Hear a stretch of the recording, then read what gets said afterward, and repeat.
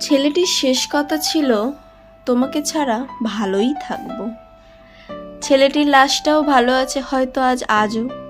মেয়েটি বলেছিল, আর রাত জাগবো না কখনো তোমার জন্য। এখনো মেয়েটি রোজ সকালে কনসিলার বা ফাউন্ডেশন দিয়ে চোখের নিচে কালি লুকায়। মেয়েটা বলেছিল, ভুলতে পারবে আমায়? ফিকে হাসিতে এলোমেলো চুলের ছেলেটি জবাব দিয়েছিল, কোনো ব্যাপার না।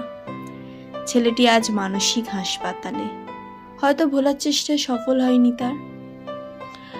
বয়স 22 কি 23, তখনই বিয়ে দিয়ে দিল বাড়ি থেকে। প্রেমিকের কথায় বাড়িতে বলায় বাবা বলেছিল, আমার সম্মান আগে নাকি তোমার প্রেম?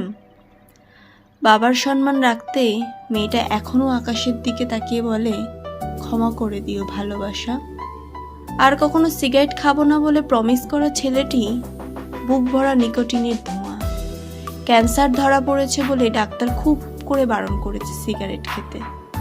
ছেলেটি বলে, সে কথা রাখেনি, অন্য কারোর হয়ে গেছে, আমিও কথা রাখবো না।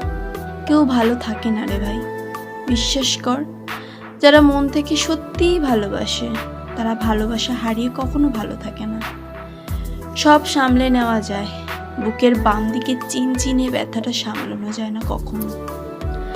হারিয়ে যাওয়া মানুষগুলো খুব করে চায় একটা সুযোগ ফিরে আসার, পাবেন না জেনেও চায়, আর কষ্ট জমায়।